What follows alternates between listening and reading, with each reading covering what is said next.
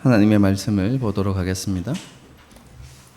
하나님께서 오늘 우리에게 주시는 말씀은 마태복음 26장 36절에서 46절까지 말씀입니다. 마태복음 26장 36절에서 46절입니다. 한 절씩 교독하시겠습니다. 제가 먼저 읽습니다. 이에 예수께서 제자들과 함께 겟세마네라 하는 곳에 이르러 제자들에게 이르시되 내가 저기 가서 기도할 동안에 너희는 여기 앉아 있으라 하시고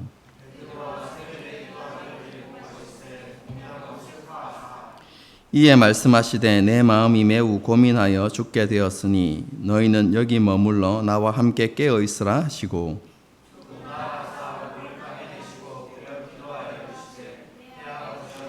할만하시거든 이 잔을 내게서 지나가게 하옵소서.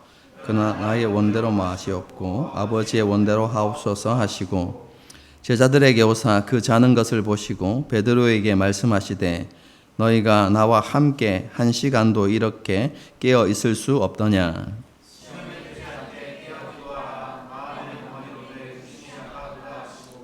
다시 두 번째 나아가 기도하여 이르시되 내 아버지여 만일 내가 마시지 않고는 이 잔이 내게서 지나갈 수 없거든 아버지의 원대로 되기를 원하나이다 하시고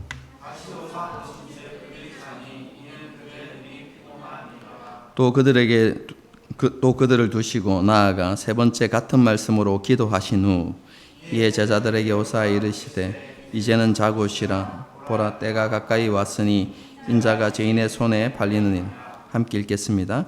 일어나라 함께 가자. 보라 나를 파는 자가 가까이 왔느니라. 아멘. 지난 시간 우리는 예수님께서 제자들과 함께 나누신 마지막 유월절 만찬에 대해서 생각해 보았습니다. 이 유월절 만찬은 예수님과 함께 만찬을 즐기는 모든 사람이 형제요, 자매요, 가족임을 보여주는 그림이다. 이렇게 말씀을 드렸습니다. 그리고 이것은 미래에 이루어질 하나님 나라의 잔치를 미리 보여주는 것이다. 이렇게 말씀을 드렸죠.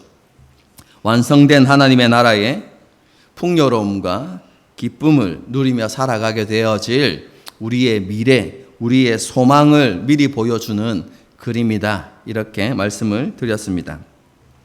이러한 은혜와 복을 누릴 수 있는 사람은 예수님의 살과 피를 받아 먹고 마신 사람이다. 이렇게 말씀을 드렸죠. 예수님을 온전히 믿고 예수님을 온전히 따르는 사람. 예수님의 죽음의 의미를 정확하게 이해하고 그것을 믿고 따르는 사람. 그 사람만이 그렇죠. 이 유월절 만찬에 함께 참여하게 되는 것이죠. 이런 믿음을 가진 사람은 예수님과 온전히 연합된다고 말씀드렸습니다. 그래서 예수님의 죽음이 자신의 죽음이 되어서 모든 죄의 문제를 해결받는 것이죠. 그리고 하나님으로부터 의롭다 하심을 받고 하나님의 자녀가 되는 그런 특권을 누리게 됩니다. 저와 여러분이 이런 은혜와 복을 받은 사람들입니다. 그러므로 우리는 세상을 줬던 죄악된 삶을 버리고 예수님을 믿는 믿음 안에서 살아가야 하는 것이죠. 제가 이것을 이렇게 설명을 드렸습니다. 우리 안에 계신 예수님께서 우리를 통해서 이루시고자 하는 그 삶을 살아가야 한다. 제가 지난 시간에 그렇게 말씀을 드렸습니다. 그뿐만 아니라 하나님께서 우리의 아버지시라는 너무나 좋으신 아버지이시라는 사실을 우리가 확신하고 그 아버지 되신 하나님께서 우리의 모든 것을 책임지신다는 것을 신뢰함으로 하나님을 의지하는 삶을 살아야 한다. 제가 지난 시간에 이런 것들을 여러분에게 말씀드렸습니다. 이런 유월절 만찬 이후에 예수님께서는 제자들과 함께 겟세마네 동산이라는 곳으로 올라가십니다. 겟세마네 동산은 예루살렘 성 동편 기드론 시내 맞은 건너편 감람산 어디에 있습니다. 이렇게 이야기하면 여러분들이 좀 잘 모르실 것 같아서 그림이 좀 희미하긴 하지만 그림을 하나 준비했습니다. 여기가 예루살렘입니다. 예루살렘. 그리고 예루살렘 성전은 엄청난 크기입니다. 여러분, 실제로 예루살렘 이 도시 절반 가까이 이를 만큼 성전이 굉장히 크거든요. 그리고 이 예루살렘 성을 나가면 골고다 언덕, 예수님께서 십자가에 못 박히시는 골고다 언덕이 있습니다. 그리고 이 예루살렘 성 동편을 보게 되어지면 골짜기가 있습니다. 이 골짜기가 기드론 골짜기라고 하고요. 그리고 이 기드론 골짜기에는 물이 흐릅니다. 기드론 시내라고 부릅니다. 그리고 이 성전, 예루살렘 이 동편 맞은편 여기 전체가 여 위에까지가 감람산입니다. 감람산. 감람이란 뜻이 단어가 무슨 의미인지 아시죠? 올리브입니다. 올리브. 감람나무 하면 올리브 나무입니다. 그렇죠? 그래서 여기 감람산이 많은 지역이라서 그냥 감람산이라고 이렇게 불리는 거예요. 여러분, 그런데 이 감람산 올라가는 이 산비탈에 뭐가 있냐면 감람나무 가수원이 있습니다. 그 가수원을 뭐라고 부르냐면 겟세마네 이렇게 부르는 거예요.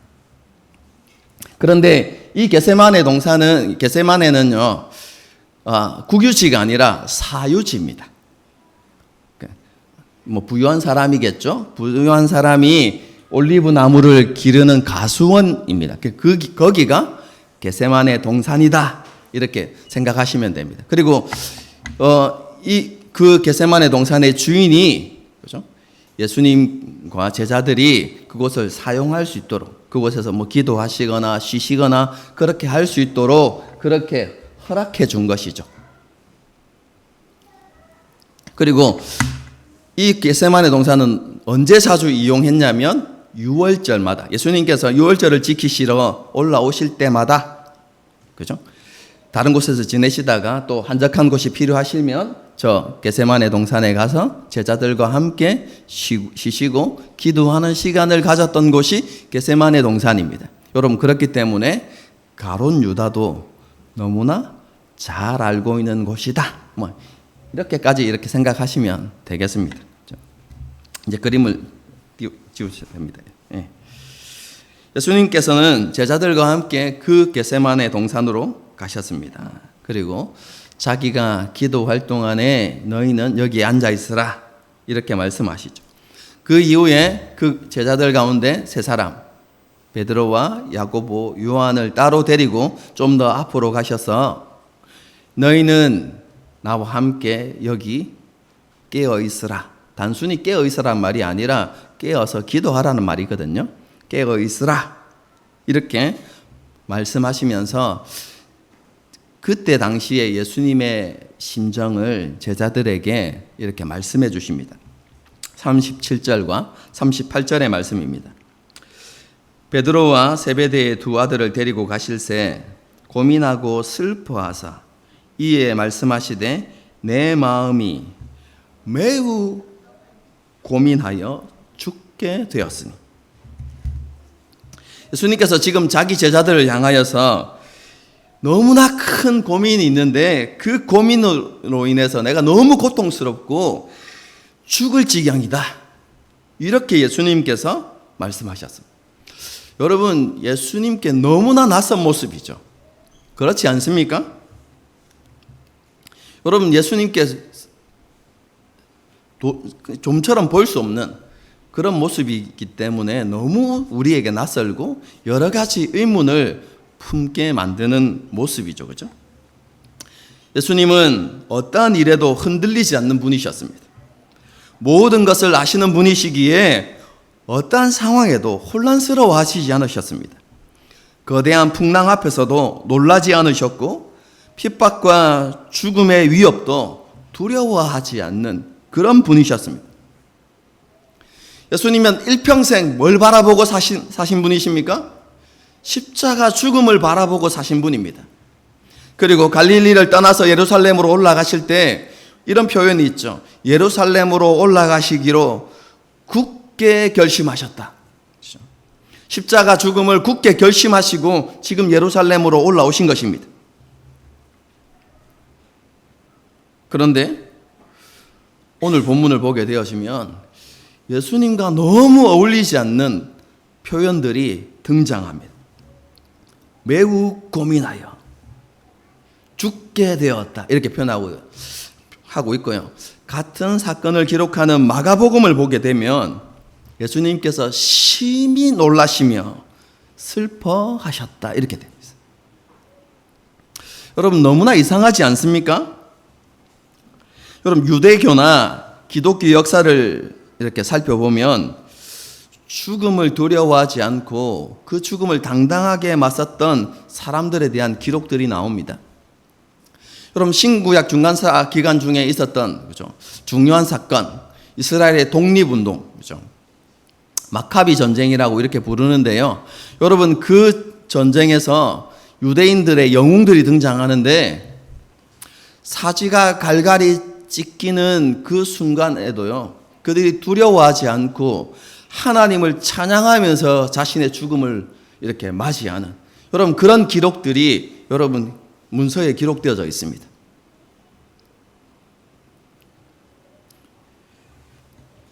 사도 요한의 제자였고 서머나 교회의 감독이었던 폴리갑이라는 사람도 있는데요. 여러분 이 사람도 화형을 당해서 죽거든요. 여러분 그런데 그 화형장에서 죽음을 당당하게 맞이하는 모습을 보여줍니다. 죽기 직전에 뭐라고 곁에 섰던 사람이 이렇게 이야기합니다.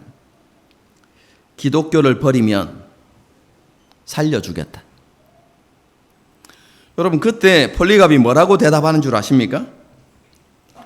당신이 지금 붙이는 이 불은 1시간이면 꺼질 것이다. 그러나 영원한 심판의 불은 꺼지지 않습니다. 당신은 그 영원한 심판의 불을 알지 못하는구려. 왜 망설입니까? 어서 불을 붙이시오. 여러분 이렇게 이야기합니다. 여러분 이런 사람들 말고요. 순교의 역사를 보면 그 책 중에 지금은 거의 절판되어서 없을 거라고 생각하는데요. 순교자 열전이라는 책이 있습니다. 여러분 그곳에 보면 순교를 당한 많은 사람들의 이야기가 기록되어져 있거든요. 여러분 그 기록들을 보게 되어지면 죽음을 두려워하지 않고 죽음을 당당하게 맞서는 믿음의 사람들의 이야기가 기록되어져 있습니다. 그런데 예수님은 어떤 분이시죠? 그런 믿음의 사람들의 믿음의 주가 되시는 분이십니다. 그런데 그런 주님께서 왜 이렇게 십자가 죽음을 앞두고 고민하시고 슬퍼하시면서 심히 놀라면서 내가 죽을 지경이다. 여러분 이렇게 말씀하시는 걸까요? 여러분 인간적인 생각으로요. 예수님은 3일 후에 다시 살아나실 분이잖아요. 예수님께서 그것을 모르셨습니까? 제자들에게 이미 가르치셨던 내용이잖아요. 내가 죽을 것인데 3일 만에 다시 살아날 거다. 예수님께서 제자들에게 가르치셨던 내용입니다. 죽긴 하지만 3일 만에 다시 살아나신. 여러분 그것을 분명히 아시는데도 왜 예수님께서 이렇게 괴로워하시고 슬퍼하셨을까요? 여러분 그 십자가 사형이라는 그것 자체가 두려우신 것이었을까요? 그럼 십자가 사형이 뭡니까? 사람을 산채로 발가벗겨서 산채로 십자가에 매달아 둡니다. 그리고 온몸에 물과 피를 쏟게 만들어서 말라 죽게 만드는 여러분 그 사형 방식이 십자가형이거든요. 너무나 잔혹한 사형 방식이죠. 사람에게 고통을 주는 최고의 방식은 아닙니다. 여러분 사람을 죽일 때 더 고통스럽게 죽일 수 있겠죠. 하지만 그 사람의 수치스러움을 드러내고 그죠? 잔혹하게 죽이는 방법 중에 하나죠. 그래서 이 여러분 사형이 너무나 잔인한 수법이었기 때문에요. 로마 정부는 로마 시민에게는 그죠? 이 십자가형을 내리지 못하도록 했습니다. 예수님께서는 이 수치스러움과 그죠? 이 잔혹함을 두려워하셨던 것일까요? 그렇지 않겠죠, 그죠? 우리가 오늘 본문에 나타나는 예수님의 모습에서 여러 가지 의문을 가지게 되는 가장 큰 이유는요, 우리가 예수님과 하나님의 관계를 온전히 이해하지 못하기 때문입니다. 그뿐만 아니라 또 한 가지, 하나님께서 예수님에게 내리시는 진노와 심판, 여러분 그것에 대해서 우리가 정확하게 알지 못하기 때문에 이런 의문을 가지게 되는 것입니다. 예수님께서 고민하시고 슬퍼하시는 것은 십자가 죽음의 수치나 단순한 육체적인 고통 때문이 아닙니다. 예수님의 고민과 슬픔은요, 예수님께서 받으셔야만 했던 하나님의 진노와 심판 때문입니다. 이렇게 하면 여러분 잘 이해가 되지 않을 것 같아서 그래도 최대한 여러분들이 이해할 수 있도록 제가 설명을 드려보겠습니다. 여러분, 죄인 한 사람이 있습니다. 여러분, 이 사람이 하나님께 받아야 되는 하나님의 진노와 심판이 무엇입니까? 여러분, 마지막 최후 심판대 앞에 딱 섰을 때 그 사람이 가장 먼저 맞이하게 되는 것은 사랑과 긍휼이 없는 하나님의 진노의 얼굴입니다. 여러분, 우리가 어릴 때 여러분 그죠? 집안에서 사고를 치면 그죠? 부모님의 얼굴을 보기가 두렵죠. 여러분, 부모님이 기분이 좋을 때는 그나마 나은데 집 밖에서 짜증이 막 엄청나게 있는 상태에서 그죠? 집에 딱 들어왔는데 사고 친 걸 딱 보면 그죠? 분노가 배가 되죠, 이렇게. 그 얼굴을 보면 굉장히 두렵겠죠. 여러분, 그런데요, 그런 수준의 하나님의 진노가 아닙니다. 여러분, 그들은 일평생 하나님 앞에서 범죄하고 죄를 지으며 살아왔습니다. 제가 이렇게 말씀을 드려요. 죄를 보면 하나님께 일어나는 당연한 반응이 진노라고 이렇게 말씀을 드렸어요. 그 하나님께서 그죠? 그 죄를 보시고 진노하시는데 뭐가 없다고요? 사랑과 자비와 긍휼이 없는 하나님의 진노를 맞이하게 되는 거예요. 얼마나 두렵겠어요. 여러분, 그런데 거기에서 끝나는 것이 아니라 그죠? 심판이 이어지죠. 그 심판이 무엇입니까? 꺼지지 않는 지옥불 가운데서 영원토록 고통당하는 것이죠. 여러분, 그런데 이 영원한 고통은 어떤 상태에서 이루어지냐면 하나님과 완전한 단절, 하나님과 완전한 단절 속에서 지옥불 가운데서 영원한 고통을 당하시는 거죠. 여러분, 이게 죄인 한 사람이 받게 되어지는 하나님의 진노와 심판입니다. 그런데 예수님께서 받으시는 그렇죠? 하나님의 진노와 심판은 한 사람의 것이 아닙니다. 아담 이후에 존재했던 아담과 하와를 포함해서 여러분, 아담 하와 이래에 존재했던 모든 사람들, 예수님께서 다시 오시기 전까지 존재하는 모든 사람들, 여러분, 그들을 향한 하나님의 사랑과 자비가 없는 진노, 그리고 그들을 향한 하나님의 심판, 여러분, 그것이 십자가 위에서 예수님께 쏟아지는 것입니다. 여러분, 이것은 예수님께서 단 한 번도 경험해 보지 못한 그런 상황과 고통인 것이죠. 여러분, 그뿐만이 아닙니다. 여러분, 예수님께서요, 더 고통스러워하는 것은 아버지 하나님과 영원한 단절을 맛보는 것입니다. 여러분, 이렇게 생각하시면 안 됩니다, 여러분. 3일 만에 다시 회복하시잖아요.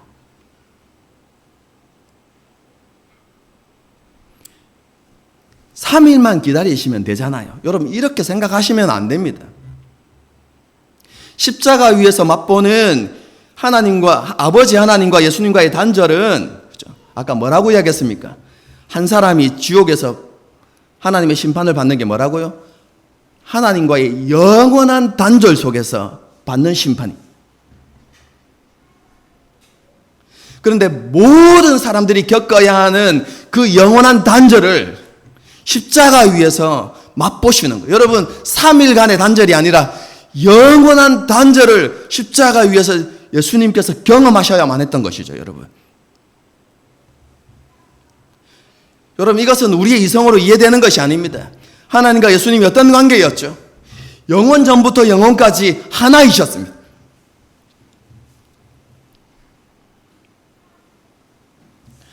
완벽한 사랑이신 하나님과 예수님께서 그 영원한 사랑의 관계에서 하나이셨던 그분께서 영원한 단절을 맛보시는 여러분 그 괴로움과 고통, 여러분 그것은 우리의 이성으로 이해되지 않는 것이죠.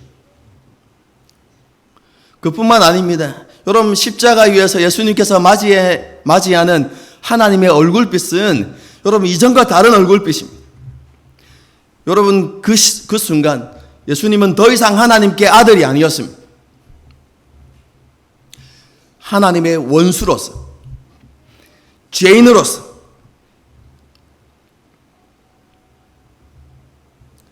하나님의 모든 진노와 심판을 쏟아부어야 하는 대상으로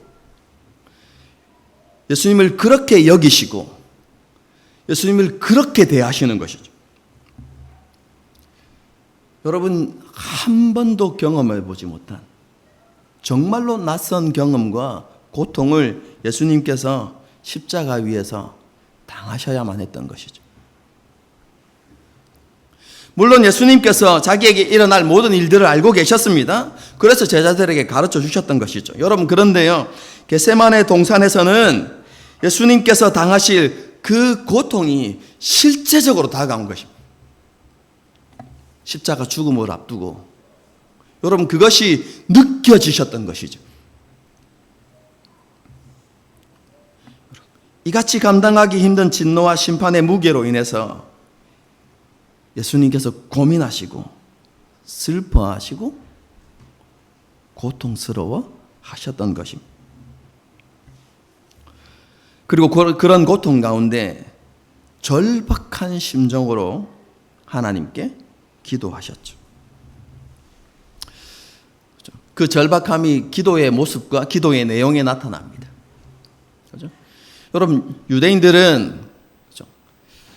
특별한 경우를 제외하고는 무릎을 꿇거나 엎드려서 기도하지 않습니다. 유대인들의 일반적인 기도 모습이 뭐죠? 성전에 올라간 바리새인과 세리 비유 보시면 어떻게 해요? 바리새인들이 하나님 앞에 성전에 서서 기도해요. 여러분 서서 두 손을 들고 이렇게 기도하는 게 여러분 일반적인 기도의 모습입니다. 조금 그래도 정말로 하나님 앞에 절박함이 있을 때 어떻게 합니까? 무릎을 꿇습니다. 여러분 그런데 얼굴을 땅에 대고 엎드리는 것은 정말로 보기 드문 그럼 기도의 모습이죠. 예수님의 심정이 그만큼 간절하고 절박했다는 걸 보여주는 것이죠. 그뿐만 아니라 예수님께서 흘리신 땀, 그죠? 땀이 땅에 떨어지는 핏방울 같이 되었다. 이렇게 이야기해서, 그죠? 땀이 피로 변했다. 이렇게 생각하는 분들이 많이 있는데요. 그렇게 설교하는 분들이 있는데 그런 의미가 아니라고 이야기했죠. 여러분, 그것을 그냥 우리나라식 표현을 하면 비 오듯 땀을 흘렸다. 이렇게 생각하시면 돼요. 그냥 땀이 줄줄 흘러서 땅에 그냥 여러분 떨어졌다. 이 말입니다, 여러분.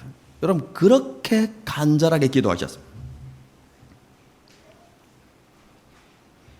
기도 내용 역시 예수님의 간절함과 절박함을 보여줍니다. 39절의 말씀을 보겠습니다. 조금 나아가사 얼굴을 땅에 대시고 엎드려 기도하여 이르시되 내 아버지여 만일 할만하시거든 이 잔을 내게서 지나가게 하옵소서. 그러나 나의 원대로 마시옵고 아버지의 원대로 하옵소서 하시고. 예수님께서 뭐라고 기도하십니까? 하나님, 가능하다면 이 고통의 잔을 마시지 않고 그냥 지나갈 수 있게 해주십시오. 여러분, 이렇게 기도한 겁니다.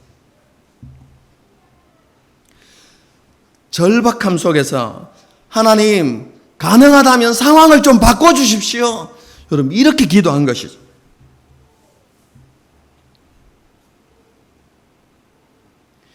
여러분, 우리는 이런 예수님의 기도의 모습을 배울 필요가 있습니다, 여러분. 지금 예수님께서 자신의 감정, 그렇죠? 자신의 욕구를 숨기지 않고 정직하게 고백합니다. 그렇죠?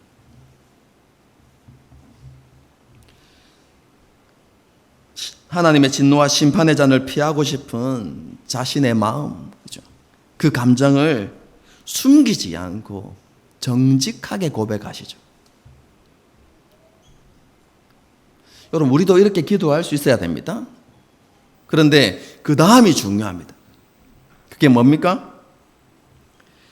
예수님께서는 그런 자신의 욕구로 하나님의 뜻을 바꾸려고 하진 않았습니다.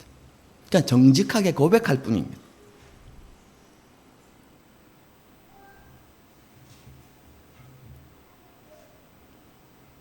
하나님의 뜻을 바꾸려 하지 않고 자신의 모든 것을 내려놓고 아버지의 뜻에 자신을 복종시키셨죠. 예수님께서는 나의 원대로 마옵시고 아버지의 원대로 하옵소서라고 그렇게 기도하셨습니다. 여러분, 이런 간절한 기도 가운데 다시 한번 예수님은 하나님의 마음을 더 이해하게 됩니다. 그리고 하나님의 뜻에 대한 견고한 확신이, 그렇죠? 세워지는 것이죠. 그래서 두 번째 기도는요, 초점이 조금 달라집니다. 그렇죠? 우리는, 그죠? 성경을 자세히 읽지 않기 때문에 예수님께서 세 번 같은 기도를 하셨다, 이렇게 생각하지만 두 번째 여러분, 기도의 내용은 초점이 전혀 다릅니다, 여러분. 42절입니다. 다시 두 번째 나아가 기도하여 이르시되 내 아버지여 만일 내가 마시지 않고는 이 잔이 내게서 지나갈 수 없거든 아버지의 원대로 되기를 원하나이다 하시고. 여러분, 첫 번째 기도와 조금 비슷해 보이지만 이 두 번째 기도는 이런 의미입니다.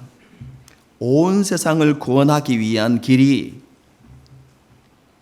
십자가밖에 없다면 아버지의 원대로 되기를 원합니다. 이런 뜻입니다. 지나가게 하옵소서, 상황을 바꿔주십시오가 아니라 하나님, 온 세상을 구원하기 위한 유일한 길이 십자가라면 아버지의 뜻대로 되기를 원합니다. 내가 그 십자가를 지겠습니다. 순종하겠습니다. 여러분, 이렇게 기도한 게 두 번째 기도의 내용입니다. 여러분, 그리고 이어지는 세 번째 기도는 같은 내용으로 기도하셨습니다. 무슨 기도와요? 두 번째 기도와 같은 내용으로 그렇게 하나님 앞에 간절히 기도하셨습니다. 예수님께서는 아버지 하나님의 뜻을 의심하지 않으셨습니다. 진노와 심판의 잔 앞에서 몰려오는 감정과 고민과 두려움, 여러분, 그런 것과 상관없이 예수님은 아버지 하나님을 신뢰하셨습니다. 그리고 아버지 하나님께 절대적으로 순종하셨죠. 예수님께서는 자기 감정을 부인하지 않으셨습니다. 하지만 고난도 피하지 않으셨습니다. 아버지 하나님을 사랑하시고 신뢰하셨기에 기꺼이 고난을 선택하셨던 것이죠.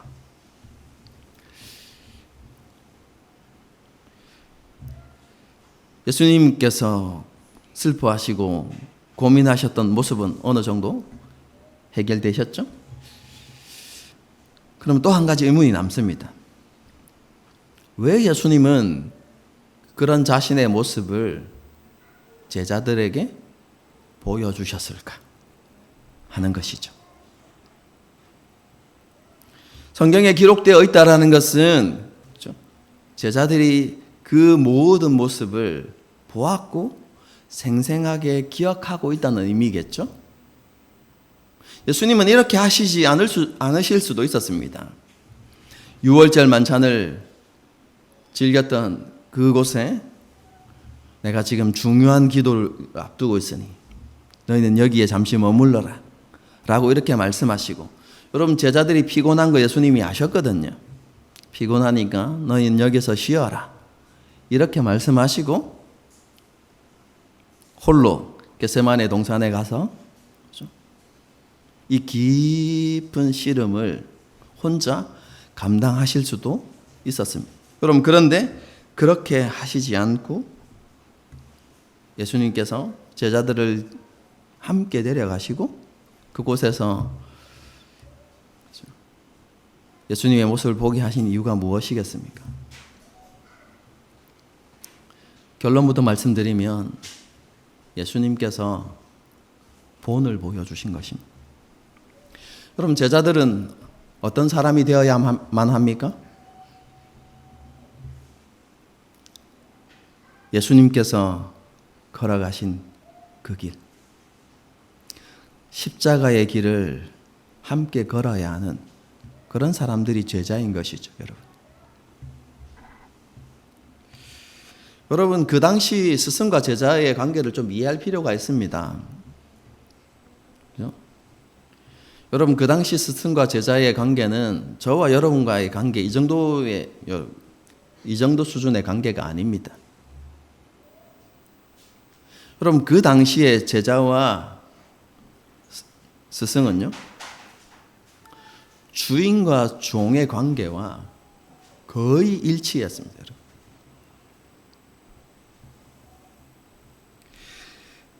제자들의 목표는요, 스승처럼 되는 것이고, 제자에게 있어서 최고의 가치는 스승을 따르고 스승의 길을 가는 것.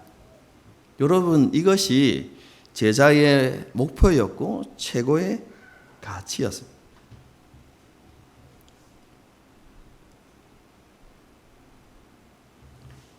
예수님을 스승으로 그리고 주님으로 고백하는 제자들이 가야 하는 길이 무엇입니까?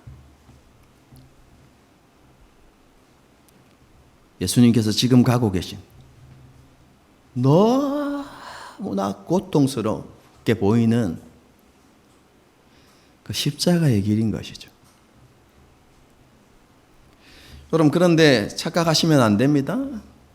우리가 예수님께서 지신 십자가를 져야 한다. 여러분 이렇게 생각하시면 안 됩니다. 그 어느 누구도 예수님께서 지신 십자가를 질 수 없습니다, 여러분.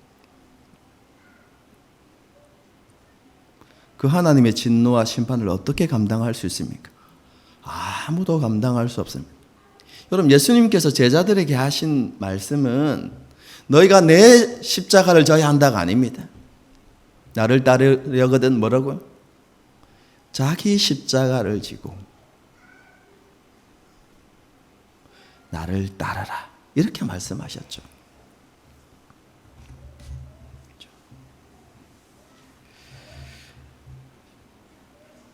예수님께서는요, 자신이 십자가 지는 그 모습을 통해서 자기 십자가를 지고 예수님을 따르는 모습이 무엇인지를 정확하게 보여주는 것이죠.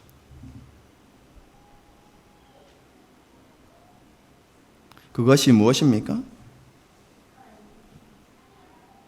너희가 져야만 하는 십자가는 자기를 부인하는 것이다. 이렇게 말씀하시는 것이죠.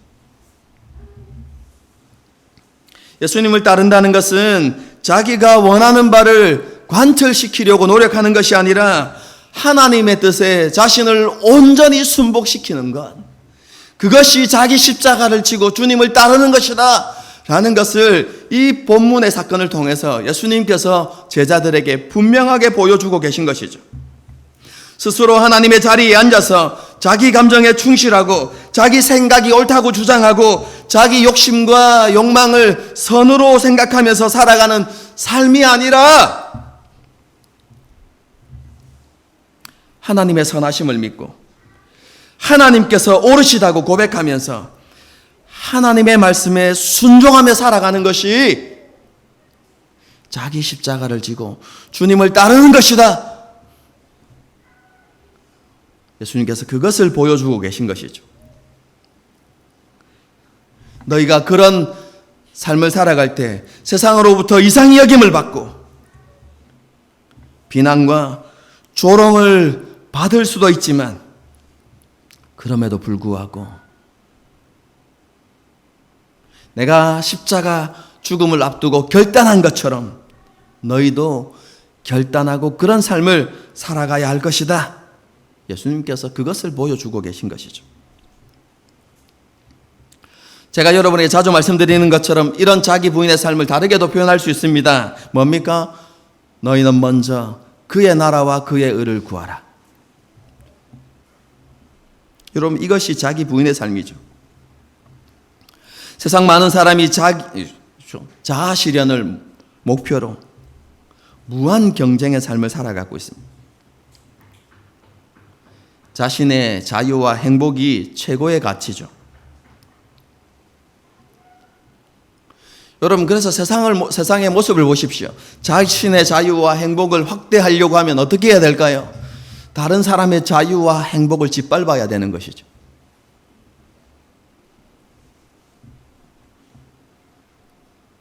여러분, 그래서 힘없고 가난한 사람들에 대한 압제가 일어나는 것입니다.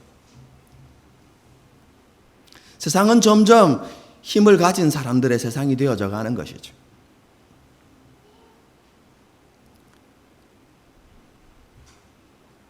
예수님의 제자는 이런 세상을 살아가면서 뒤틀리고 엉망진창이 되어버린 이 세상에 하나님의 나라가 임하기를 꿈꾸고 그것을 소망하면서 살아가야 하는 것이죠. 예수님께서 너희는 이렇게 기도하라고 말씀하신 것처럼 하나님의 나라가 이 땅 가운데 임하기를 간절히 기도하면서 세상과 다른 하나님의 나라의 질서를 세상 가운데 보여주는 그런 삶을 우리에게 살아가라고 예수님께서 말씀하고 계신 것이죠. 사랑과 섬김이라는 하나님의 나라의 질서를 우리의 삶의 자리에서 실천함을 통해서 하나님의 나라를 세상 가운데 보여주는 그런 삶을 살아가야 한다는 것입니다.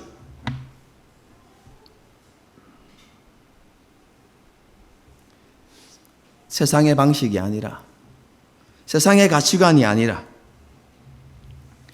하나님께서 우리에게 요구하시는 그 삶의 모습을 살아감을 통해서 우리가 주인이 아니라 하나님이 주인이심을, 우리가 하나님의 통치 가운데 살아가고 있음을 세상 가운데 보여주어서 하나님의 왕되심을 드러내는 그런 삶을 살아가라고 말씀하고 계신 것이죠. 예수님께서 친히 보여주신 그 모습으로 이웃 사랑을 실천하며 하나님의 성품을 드러내는 그런 삶을 살아가라고 예수님께서 우리에게 말씀하고 계신 것입니다. 그럼 어떤 사람이 이런 삶을 살아갈 수 있습니까? 어떤 사람이 자기를 부인하고 먼저 하나님의 나라와 의를 구하는 삶을 살아갈 수 있을까요? 우리는 답을 알고 있습니다. 예수님처럼 하나님을 사랑하고 신뢰하는 사람입니다. 하나님을 사랑하고 신뢰하는 사람은요, 삶의 무게 앞에 쉽게 무너지지 않습니다. 많은 고난과 어려움 앞에서 절망하지 않습니다. 그 모든 것을 하나님을 신뢰함으로 이겨냅니다. 여러분, 우리의 지혜와 능력이 무한하지 않다는 것을 우리는 잘 알고 있죠. 그래서 우리가 살다 보면 우리가 만나는 삶의 어려움이나 문제들, 여러분 이것을 우리가 다 이해하지 못합니다. 그죠? 왜 내게 이런 일들이 일어나는지 여러분 우리는 그 이유를 정확하게 알지 못합니다. 그리고 우리의 능력만으로 그것들을 헤쳐나간다는 것은 결코 쉬운 일이 아닙니다. 여러분, 그런데 우리가 분명히 알아야만 하는 한 가지 사실이 있습니다. 그게 뭡니까? 그 모든 것을 주관하시고 다스리시는 분, 통치하시는 분이 하나님이시라는 사실입니다. 여러분, 욥기서를 한번 생각해 보십시오.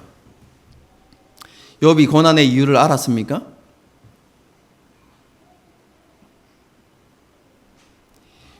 욥이 아는 것은 단 한 가지 사실입니다. 그 고난에 대한 주권이 누구에게 있다는 것입니까? 하나님께 있다는 것입니다. 그거 한 가지만은 알았습니다.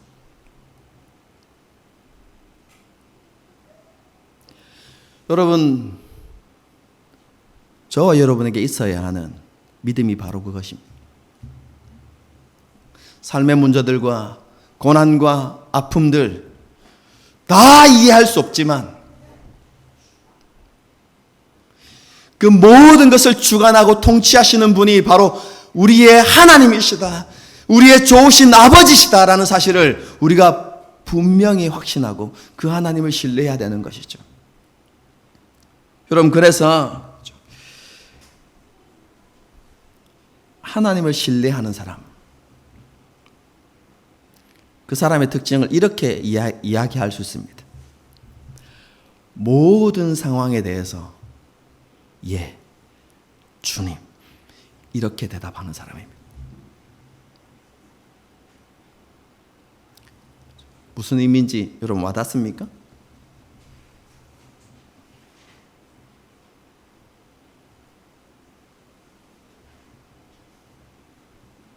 고난과 아픔이 있어도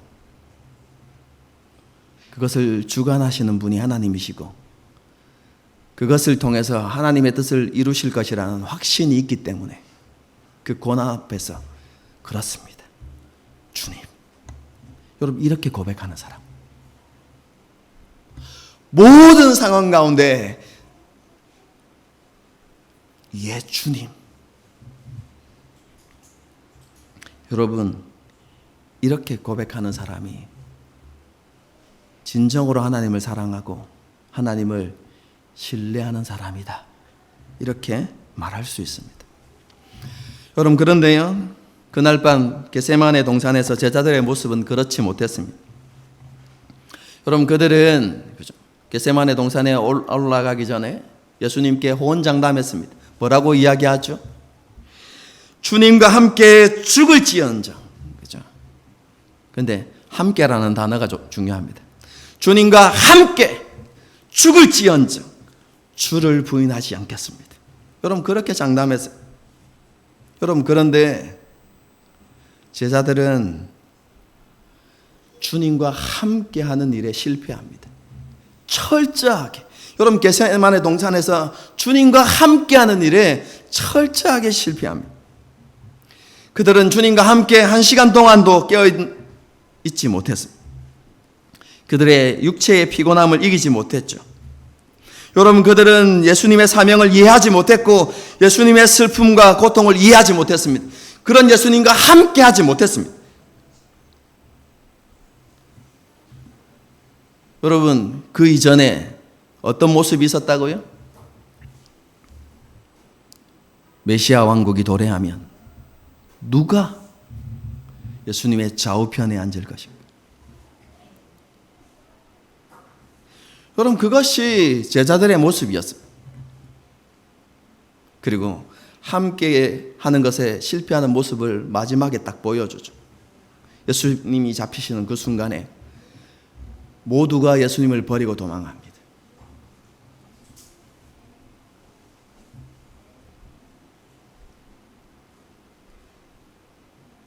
그런 놀라운 은혜가 임합니다. 제자들이 그렇게 살았음에도 불구하고, 그런 모습을 보여주었음에도 불구하고 그들은 제자의 지위를 빼앗기지 않습니다.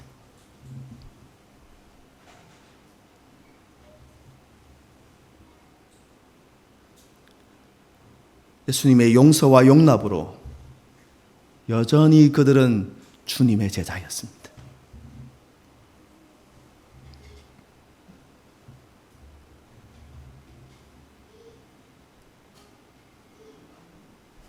그리고 예수님께서는 그들을 제자다운 모습으로 변화시키고 회복시키십니다. 무엇을 통해서요? 제자들이 실패했던 함께 하심을 통해서입니다. 여러분, 오늘 본문의 말씀을 자세히 읽어보십시오. 함께라는 단어가 계속 반복됩니다, 여러분.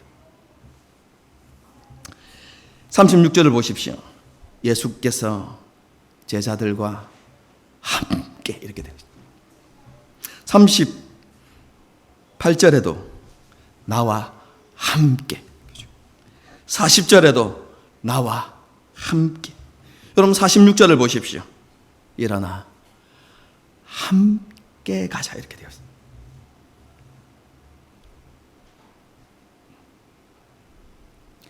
제자들은 예수님과 함께하는 일에 실패했습니다. 그러나 예수님은 그럼에도 불구하고 제자들과 함께 하셨습니다. 그리고 그 함께 하심으로 그들을 변화시키시고 그들을 회복시키셨습니다. 그들을 제자의 모습으로 점점 이끌어 가시죠. 승천하신 이후에 예수님께서는 성령을 통해서 그들과 함께 하심으로 그들을 두려워하지 않는, 예수님처럼 두려워하지 않는 사람으로 변화시키셨습니다. 그러면서 예수님께서 제자들에게 약속하신 바가 무엇입니까? 내가 세상 끝날까지 너희와 항상 함께 할 것이다. 그렇게 약속해 주셨죠. 여러분, 우리도 제자들처럼 부족한 사람들입니다. 우리도 육체의 피곤함을 이기지 못하는 사람들이죠. 밤늦게 큐티 해보려고 하지만, 그렇죠? 눈꺼풀이 지구보다 더 무겁죠. 우리는 깨어있지 못한 삶을 살아갈 때가 더 많습니다. 우리는 사명을 쉽게 망각하며 살아갑니다. 예수님의 마음을 품지 못할 때가 더 많고요.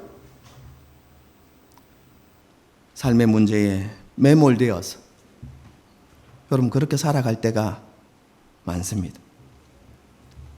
여러분 그런데 분명히 기억하십시오. 이런 우리의 모습이 마지막 모습이 아닙니다, 여러분.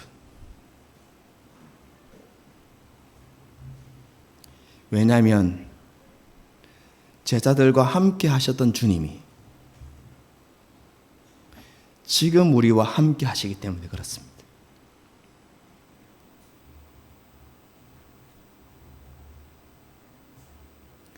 함께 하시는 주님께서 우리를 변화시키시고 우리를 자라가게 하실 것입니다.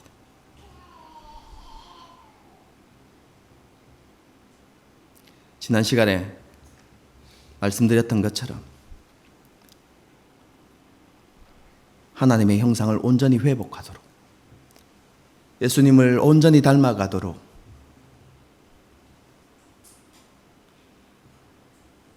은혜를 베풀어 주실 것입니다. 여러분, 이렇게 함께 하시는 주님께서 우리에게 이렇게 말씀하십니다. 46절을 보겠습니다.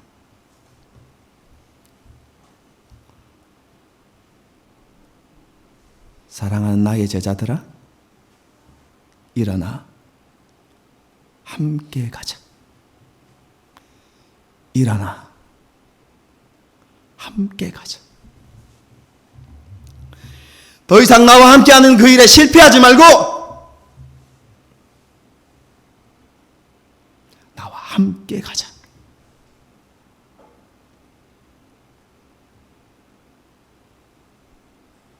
이렇게 말씀하십니다. 언제나 우리와 함께 하시는 그 주님으로 우리의 삶을 정당화시키지 말고 합리화시키지 말고 너희도 이제 나와 함께 하는 일에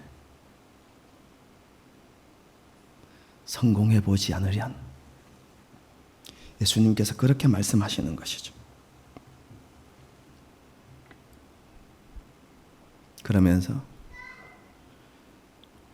자기 십자가를 지고 나를 따르라 이렇게 말씀하시는 것이죠.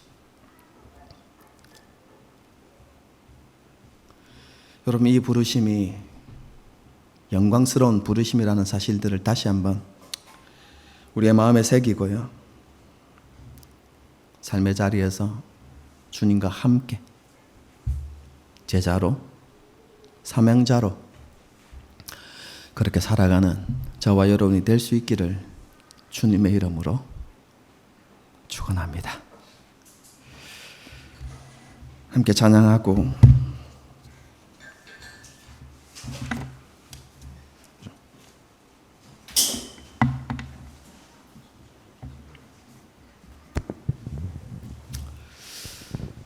찬양하고 기도하는 시간을 갖도록 하겠습니다.